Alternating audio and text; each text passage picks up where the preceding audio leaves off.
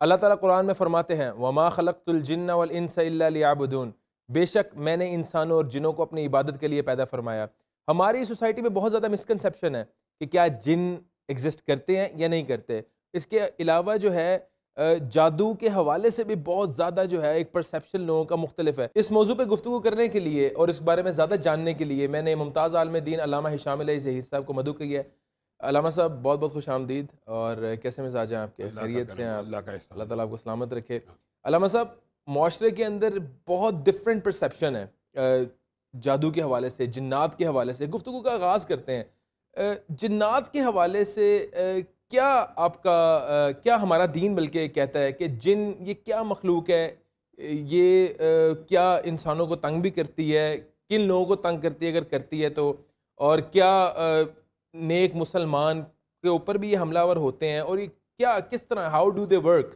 تو یہ ایک میں فرام دی اسکریچ یہ سیکھنا چاہ رہا ہوں آپ سے۔ بسم اللہ الرحمن الرحیم۔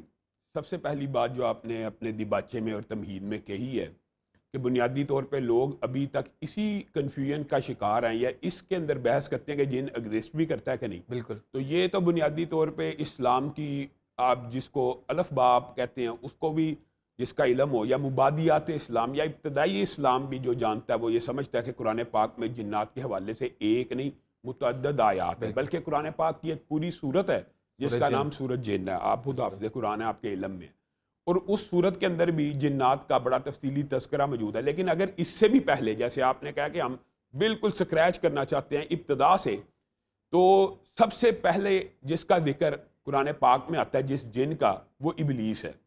قرآن پاک میں جنات کا ذکر جہاں سے شروع ہوا، یعنی ابتدائے قرآن کے اعتبار سے میں یوں کہہ رہا ہوں کہ جو آج قرآن پاک کی ترتیب توقیفی ہے، وہاں میں آپ کو سورت بقرہ ہی کے اندر آدم و ابلیس کا قصہ پورے کا پورا اس کا دیباچہ مل جائے گا۔ اللہ صاحب ایک بس میں آپ کو یہاں پہ معذرت سے ٹوکنا چاہوں گا، یعنی کہ شیطان بھی ایک جن کی فارم ہے۔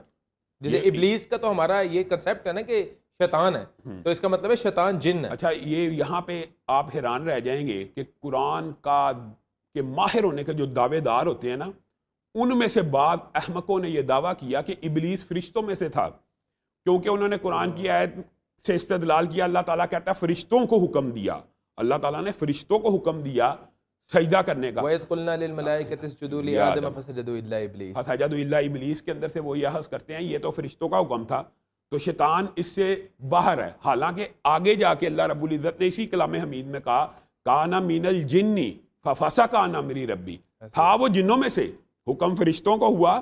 اس کا مطلب یہ تھا کہ اجمالی طور پہ بیان کیا جا رہا ہے کہ جو اللہ رب العزت کے قریب تھے فرشتے، ان کو اللہ نے حکم دیا، لیکن ان حکموں سے ابلیس مستثنا نہیں تھا، کیونکہ ان کے سردار کی ایک قسم کی حیثیت رکھ چکا ہوا تھا۔ تو لیکن اللہ تعالیٰ نے پھر یہ کنفیوژن کو ختم کرنے کے لیے بھی کہہ دیا کان من الجن، تھا وہ جنوں میں سے۔ تو پہلی بات تو یہ سمجھنے کی ضرورت ہے وہ فرشتوں میں سے نہیں تھا، وہ جنوں میں سے تھا۔ اور دوسری بات یہ سمجھنے کی ضرورت ہے جو آپ کا سوال ہے کہ ابتدائی طور پہ جو جن کا تذکرہ وہ ابلیس کے ساتھ کیسے ملتا ہے۔ دوسری بات جو آپ نے کی ہے کہ شیاطین بھی جن ہوتے ہیں، تو یہ دیکھیں شیاطین کی دو قسمیں اللہ تعالیٰ نے قرآن میں بیان کی ہیں، جنوں میں سے بھی ہوتے ہیں اور انسانوں میں سے بھی ہوتے ہیں۔ شیطانیت بنیادی طور پہ ایک وصف ہے، ایک صفت کو کہتے ہیں۔ شیطانیت جنس نہیں ہے، جنس ہے انسان، جنس ہے جن۔ انسانوں کے اندر بھی شیطانیت پائی جا سکتی ہے، جنوں کے اندر بھی پائی جا سکتی ہے، یہ ایک صفت ہے۔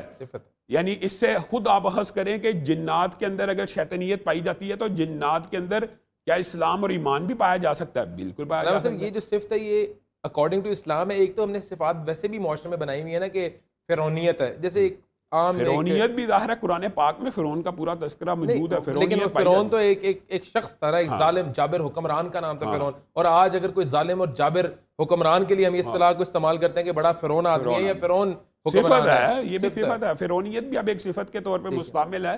اسی طرح شیطانیت ایک صفت ہے جس کا قرآن پاک میں، بلکہ اللہ تعالیٰ نے تو کہا اولیاء شیطان جو ہوتے ہیں وہ انسانوں میں سے بھی ہوتے ہیں، یعنی تو جنوں میں سے بھی ہوتے ہیں۔ یہ بھی قرآن پاک کی آیات موجود ہیں۔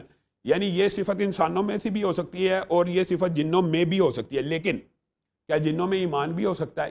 وَأَنَّا مِنَّ الْمُسْلِمُونَ وَمِنَّ الْقَاسِطُونَ۔ اللہ تعالیٰ قرآن پاک میں کہہ رہا ہے جن ضروری نہیں کہ صرف شیطانیت ہی ہو، جنوں میں مسلمان پائے جاتے ہیں،